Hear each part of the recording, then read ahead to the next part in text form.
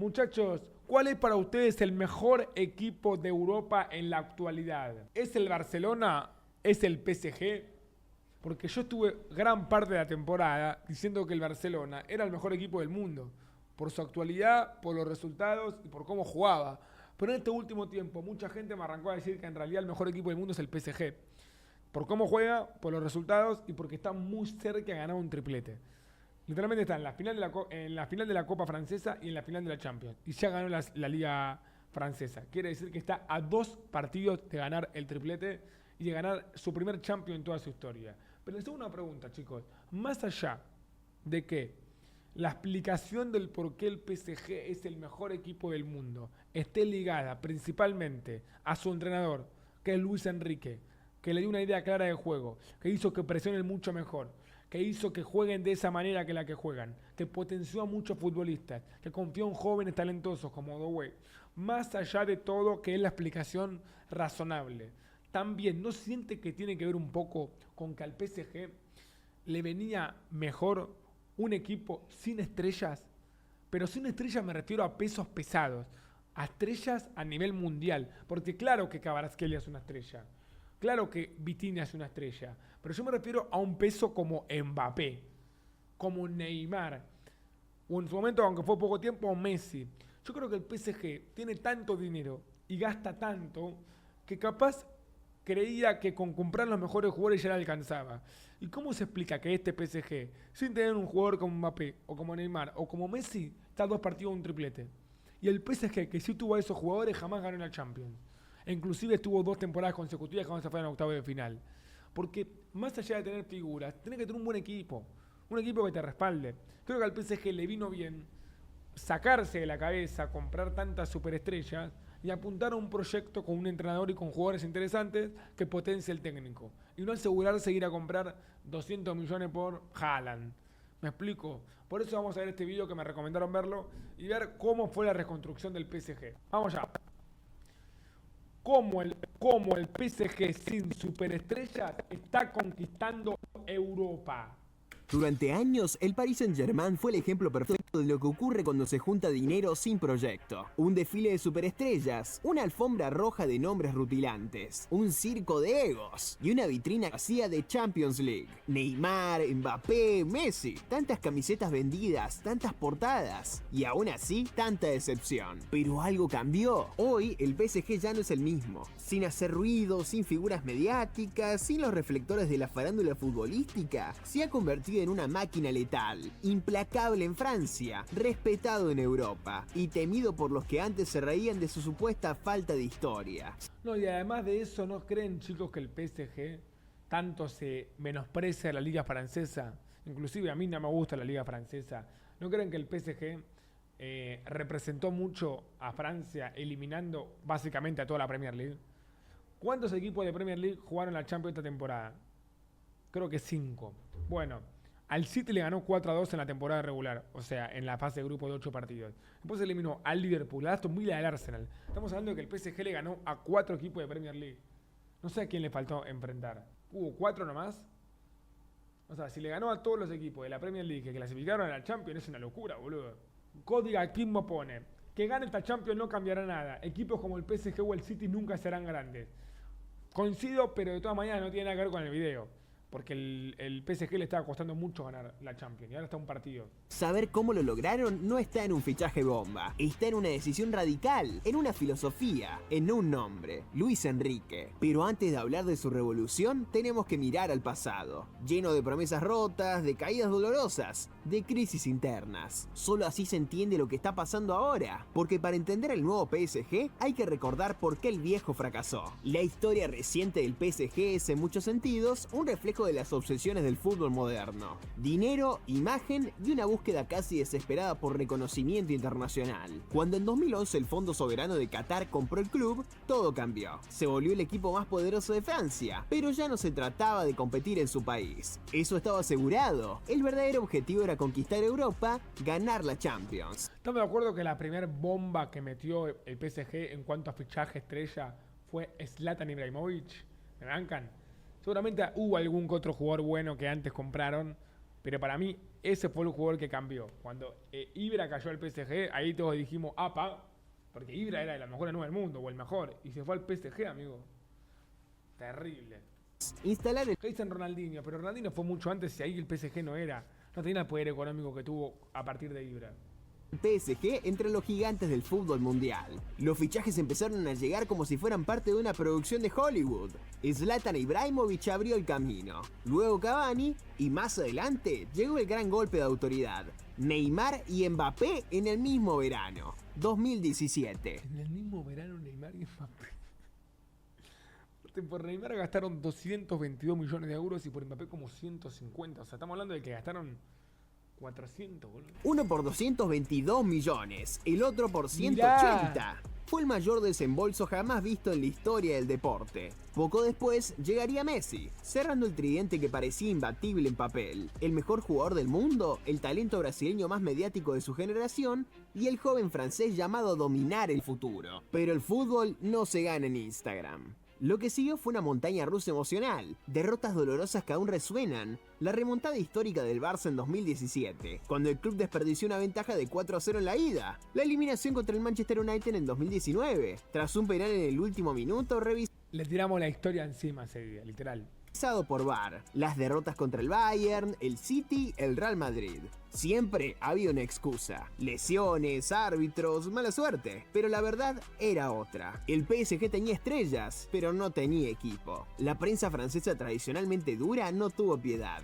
Mucho dinero, poca alma. Un club sin identidad. Y más allá de los titulares, las evidencias eran claras. Privilegios en el vestuario, falta de autoridad, egos incontrolables y una plantilla construida más para vender camisetas que para ganar batallas. El subcampeonato de la Champions 2020 fue lo más cerca que estuvieron, y ni siquiera con la pandemia y el formato partido único lograron cruzar la línea final. Para muchos era la última señal, algo en París estaba podrido. El ciclo del PSG galáctico parecía terminar en el mismo punto donde comenzó, con promesas vacías y un club que no sabía a qué jugaba. Pero el club decidió hacer lo impensado, derribar el proyecto que tanto había vendido y empezar desde cero. En medio del desgaste, del desencanto, de una afición que ya nos ilusionaba con las luces artificiales del marketing, apareció un nombre inesperado, pero con cicatrices de guerra: Luis Enrique.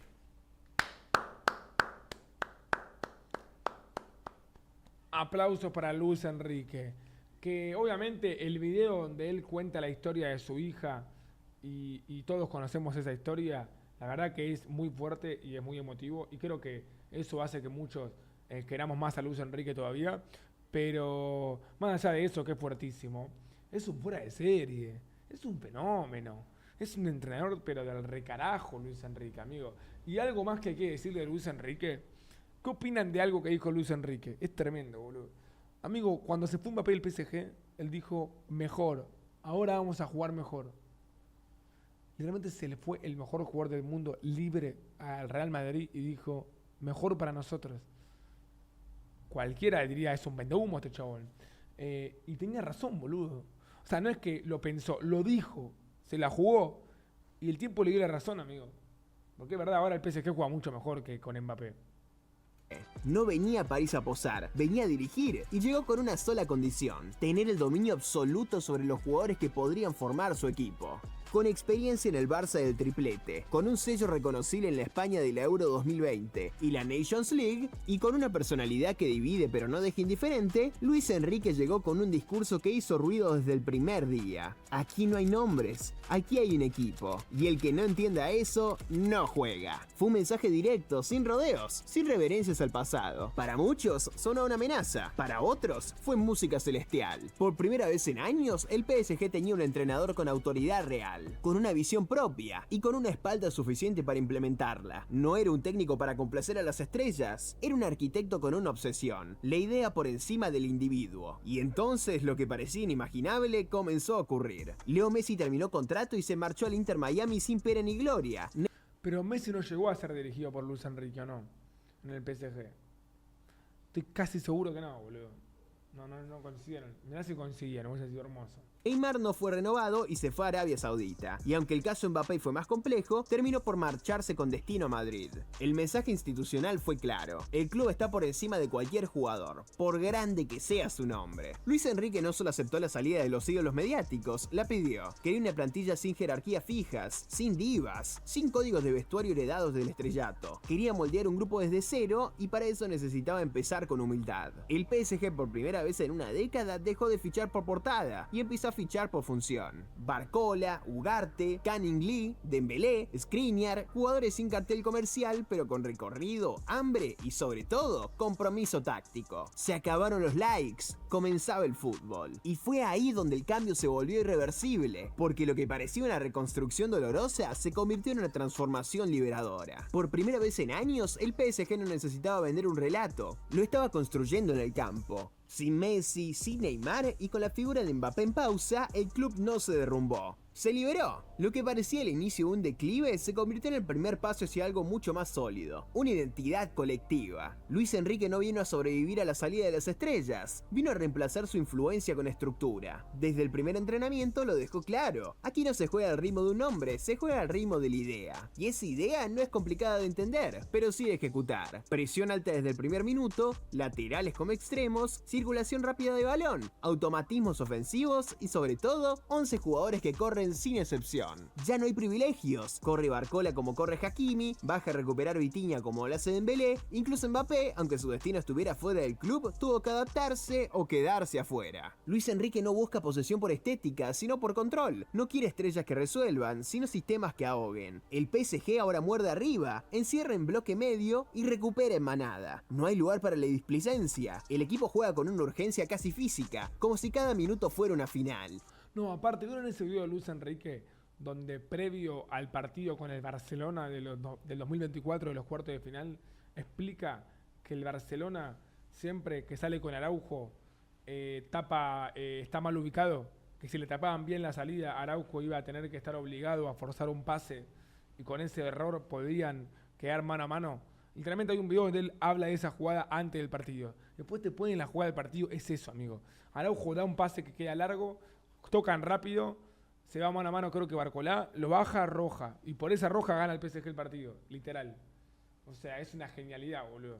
Y eso no es casualidad. Lo que antes era un desfile de individualidades ahora es un colectivo sincronizado. Jugadores como Zaire Emery, Vitinha, Doué, Pacho o Méndez se han convertido en piezas indispensables, no por sus números, sino por su inteligencia táctica y compromiso. Incluso nombres menos mediáticos como Canning Lee, Fabián Ruiz o Lucas Beraldo han encontrado su lugar, no porque brillen, sino porque encajan. El PSG ha dejado de esperar que alguien lo salve, ha decidido salir al flote y construir sin reflectores. Pero es suficiente jugar bien. Basta con correr y presionar si no tienes un Messi que defina, un Mbappé que resuelva o un Neymar que desequilibre. La respuesta, como siempre, estaba en los resultados. Lo que comenzó como una revolución silenciosa pronto se convirtió en un estruendo que recorrió el continente. En una temporada en la que muchos esperaban que el PSG entrara en una fase de reconstrucción, el equipo de Luis Enrique hizo exactamente lo contrario. Rompió los pronósticos. Y no con un fútbol especulativo o reactivo, sino con una propuesta ofensiva valiente y dominante. Dos llegadas. Es que, boludo, no sienten. Hace poco lo hablaba con mi hermano y comparábamos el fútbol de antes con el de ahora. ¿Qué equipo defensivo le va bien en Europa hoy en día? Y yo sé que alguno me va a decir el Inter, pero para mí el Inter no es un equipo defensivo, la gente se confunde. Juega con línea de 3, pero juega con doble 9, con 2 carrileros y le metió 7 goles al Barça en una semifinal, amigo. A mí el Inter no es un equipo defensivo, es un equipo que sabe defenderse. No quiere decir que es un equipo defensivo. Ataca mucho el Inter, boludo, ataca demasiado. O sea, bueno, Atlético Madrid. Bueno, Atlético Madrid no le va tan bien que digamos. O sea, te doy mi teoría y también de ahí te puedo explicar por qué la decadencia de Mourinho, que fue el mejor técnico de la década del 2000 a nivel Europa, ¿no? Para mí, en el fútbol de hoy, en el fútbol moderno, no podés ser un equipo serio o uno de los mejores equipos del mundo si vas a defenderte todo el tiempo.